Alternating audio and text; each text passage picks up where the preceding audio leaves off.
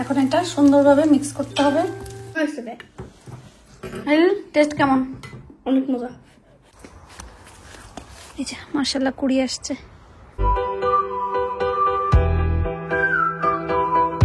আসসালামু আলাইকুম। আজকের দিনটা আলহামদুলিল্লাহ অনেক বেশি সুন্দর, কারণ যেমন গরম তেমন বাতাস, আর গার্ডেনে এসে বসলে তো মন জুড়াই যাচ্ছে। আর এরকম গার্ডেনে এসে বসে কি খেতে মজা বলেন তো? মেন কথা, আমার কুরবানির কিছু মাংস ঝুড়া ঝুড়া হয়ে গেছিল, ওইটাই রেখে দিয়েছিলাম খিচুড়ি রান্না করে খাবো তাই। তাহলে চলেন আজকে আপনাদেরকে দেখায় যে বেঁচে যাওয়া কুরবানির ঝুড়া মাংস দিয়ে আমি কিভাবে খিচুড়িটা রান্না করি।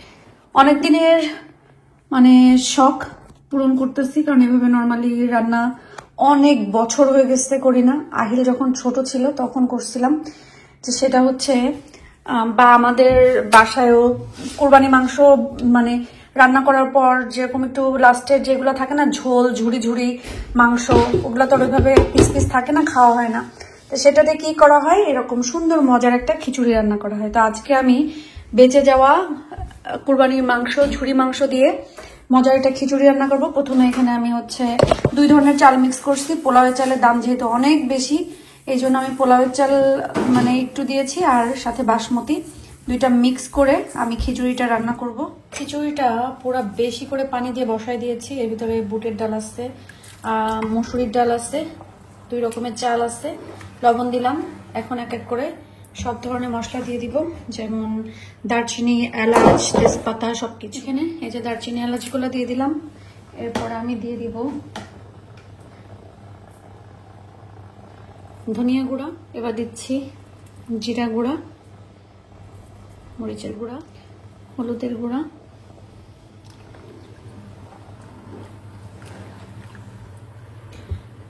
আমি তেল দিব না।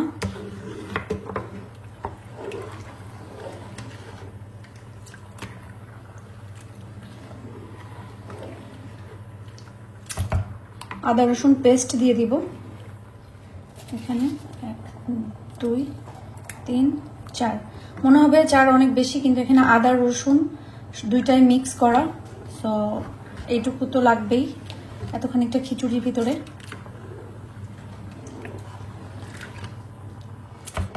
বিশ্বাস করেন, এমন একটা ফ্লেভার বের হয়েছে। ঢাকায় গেলে, যেহেতু আমি যশোরের, ঢাকায় ঘুরতে যাওয়া হতো, ঢাকায় গেলে এরকম দুপুরবেলার দিকে রাস্তা দিয়ে যখন রিক্সায় করে যেতাম বা কোথাও যাচ্ছি, বিভিন্ন বাসাবাড়ি থেকে একটা সুন্দর খাবারের স্মেল নাকে আসতো। মনে হতো কি মজার না জানি খাবার, ঠিক সেই ঘ্রাণটা এখন আমার নাকে লাগতেছে। বিশ্বাস করেন আর না করেন, আমি বলে বোঝাতে পারবো না কারোর এই অভিজ্ঞতা আছে কিনা আমি জানি না। আমার তো একদম সেই সময়কার সেই ফ্লেভার নাকে লেগে আছে। এখন আমার খিচুড়ি থেকে সেম ওই সুন্দর সুন্দর ঢাকা শহরের রাস্তাঘাটে বাসাবাড়ি থেকে আসা যে সুন্দর তরকারি বা খিচুড়ির ফ্লেভারটা বের হতো না, আমার খিচুড়ি থেকেও এখন সেম সেম সেম ফ্লেভারটা বের হচ্ছে।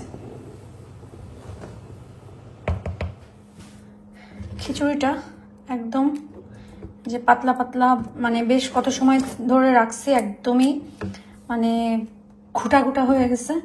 এখন আমি এর ভিতরে ঝুড়া মিট যে ওটা দিয়ে দিব। বিসমিল্লাহ।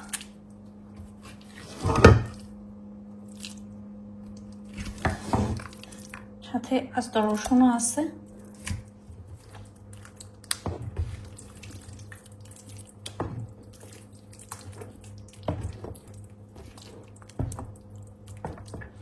এখন মাংসটা মিক্স করে, মাংসের ঝোল, মাংস টাংস যা আছে মিক্স করে কিছু সময় আমি চুলার উপরে রাখবো, যেন সবকিছু ফ্লেভার সুন্দরভাবে মিক্স হয়ে যায় ভাতের সাথে।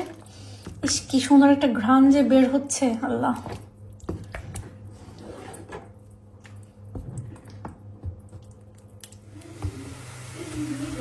পেঁয়াজ রসুনটা ভাজা হয়ে গেছে। বিসমিল্লাহ।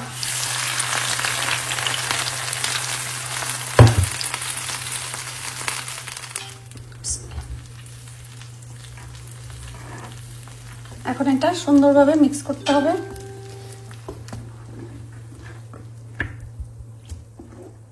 এটা কিন্তু খেতে কিছুটা আমার কাছে টেস্ট হালিমের মতনও লাগে।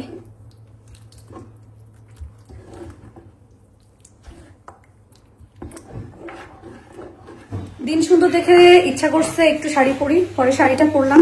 শাড়ি পরে ভালো লাগছে। আসলে আমাদের তো কোনো সময় শাড়ি এভাবে পরা হয় না। আমার কিন্তু বিকালে প্রচুর রান্নাবাড়া আছে মেহমানের জন্য, এই জন্য আমি আস্তে আস্তে সব বের করে রাখতেছি। বিকালবেলায় রান্না করব, কিন্তু এখনকার জন্য হচ্ছে আমাদের খিচুড়ি। এখানে আমি তেল দিয়েছি, তেলের ভিতরে আমি পেঁয়াজটা ভেজে দিচ্ছি। পেঁয়াজের ভিতরে আমি গাঁদা চুক্তির রসুন দিয়ে দিব। আর এখানে কিন্তু তেল এবং ঘি দুইটাই মিক্স আছে। রান্না করতে না করতে আহিল মিয়ার খেতে ইচ্ছা করছে। এটাতে বাড়তেছি কারণ একটু তাহলে ঠান্ডা হবে কুইক করে। টেস্ট কেমন? অনেক মজা। Taste like haleem. খাও। তুমি কার রানিয়ান চাও? আরেকটু চাও? রান্না বসাই দিলাম। প্রথমে হচ্ছে মিটটা রান্না করব। এটা হচ্ছে আমাদের কুরবানির মাংসটা। আমি যেহেতু একা হাতে রান্না করছি, সব কিছু একটু একটু করে গোছাবো আর বসাবো, নাহলে আমার মাথা ঘুরতেছে। আর দুপুরে খাওয়ার পরে না কেমন যেন লেজি লেজি লাগে আমার, সেটাই লাগতেছে। পেট ভরে খিচুড়ি খেয়ে ফেলছে, এখন মনে হচ্ছে আমার ঘুম ঘুম আসতেছে। মাংসের মশলা এখন শেষ।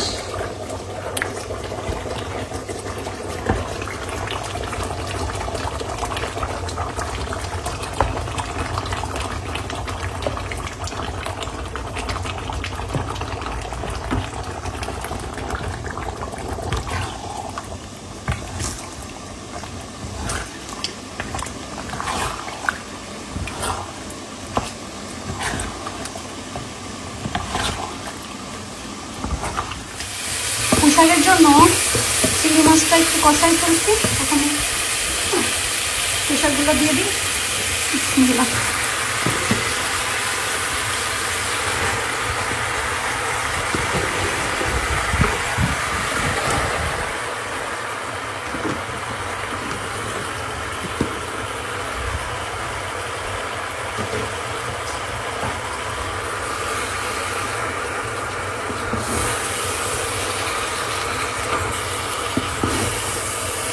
এখন জায়গা হচ্ছে না, আর একটু পরে এমন নিচে নেমে যাবে মনে হবে জানলা কি রান্না করতেছি।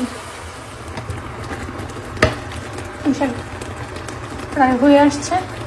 এখন হচ্ছে কাঁচামরিচ দিলাম, দিয়ে আরো 5 মিনিট মতন জাল দিয়ে পুঁইশাক নামাই ফেলবো।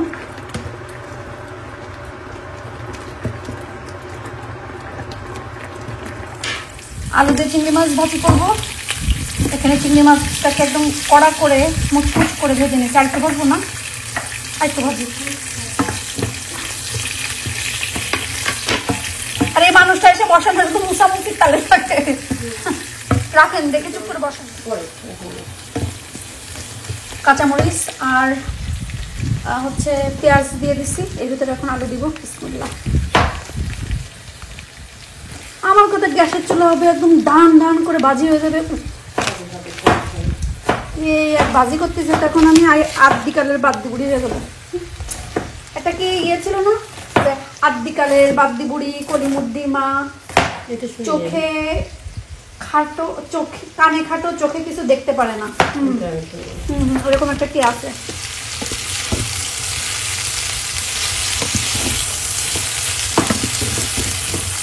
আলু ভাজি কেমন হবে আপা? মজা হবে।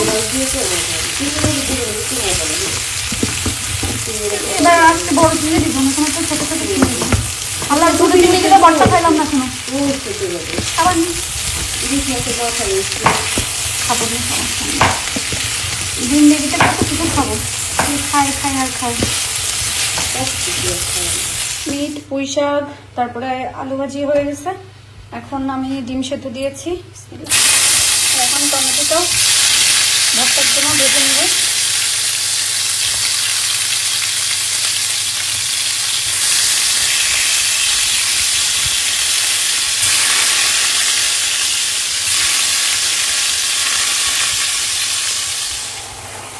ডিম ভুনার জন্য মশলা ভুনে ফেলছি, ডিমগুলো দিয়ে দিলাম।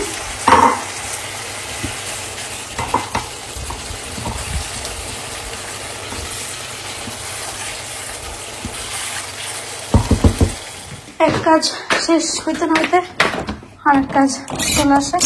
আজকে আলহামদুলিল্লাহ লাউ গাছগুলা লাগাই দিচ্ছি মাটিতেই, এখানেই দিলাম লাউ গাছ। এবার আরো আগে দেওয়া উচিত ছিল, বাট আসলে দেওয়া হয়নি। গাছে পানি টানি দিয়ে আমার এই ফুল গাছটাতে আমি আজকে মাটি দিছি।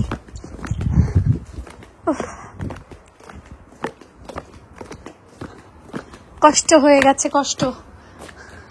এই যে এটাতে আজকে ভরপুর মাটি দিয়ে দিছি, ফুল ও কুড়িও আসছে এখানে। ওরে বাবা রে বাবা।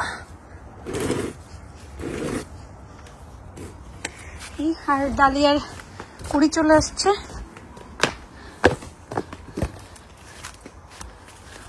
এই যে মাশাআল্লাহ কুড়ি আসছে। ওই যে ফুটতেছে, ফুটুক। বললাম না এক কাজ শেষ না হইতে তার এক কাজ। এখন পোলাপানে খিদা লেগে গেছে, ওদের জন্য এখন একটু নুডলস করি।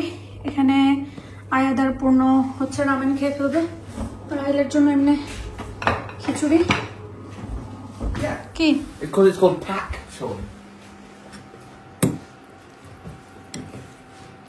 Can we wait a little for it to cool down?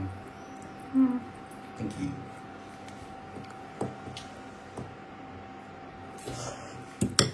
গরম পড়ে গেছে অনেক, তরকারিটা আবার একটু সবগুলো গরম করে রাখলাম। আর খিচুড়ি রান্না করছিলাম যে এইটুকুই আছে, এটুকু এখন ফ্রিজেও ঢুকাই রাখবো। আর এখানে সব তরকারি আমি হচ্ছে আবার গরম করে রাখলাম। মিটটা, তারপরে পুঁই শাক, চিংড়ি, ডিম, কলিজা, গিলা না কলিজা, গরুর ওই যে কোরবানির গরুর কলিজা টলিজা ছিল ওইগুলাই। আর বাদ বাকি এখানে রাখছি, যেটা নষ্ট হওয়ার মতো না। এখানে আবার আপনাদের ইব্রাহিম ভাই সবজি খাবে বলছে, সেটার জন্য সবজি কাটলাম। এখন আমি ধুয়ে রাখবো আর ডিশ ওয়াশারে সব কিছু দিয়ে এখন ডিশ ওয়াশারটা ছেড়ে দিব। আজকে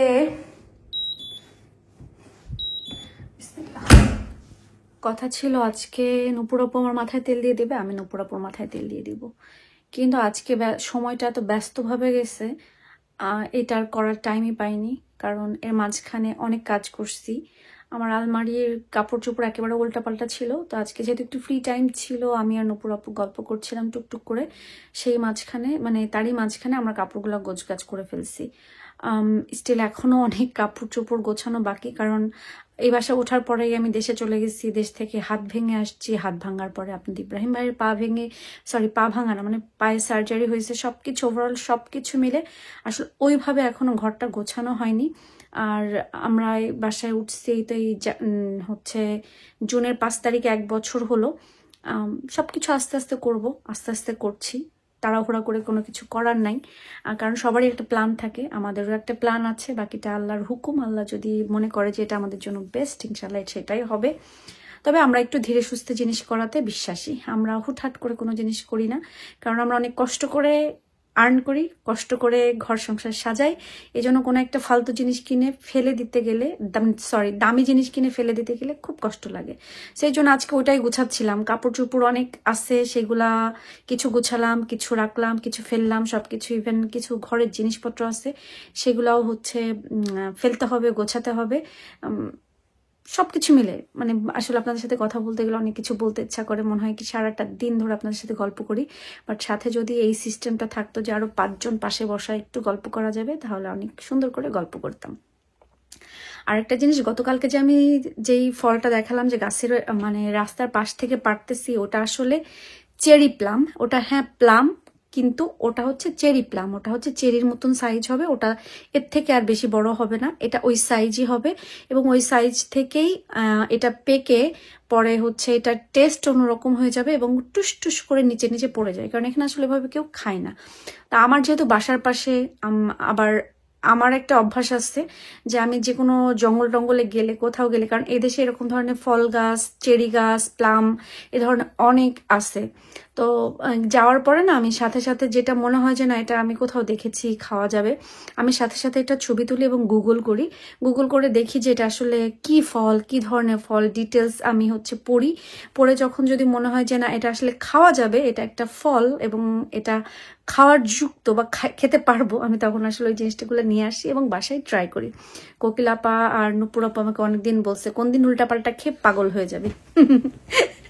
যাই হোক না কেন, তো সবাই আজকের মতন থাকেন ভালো।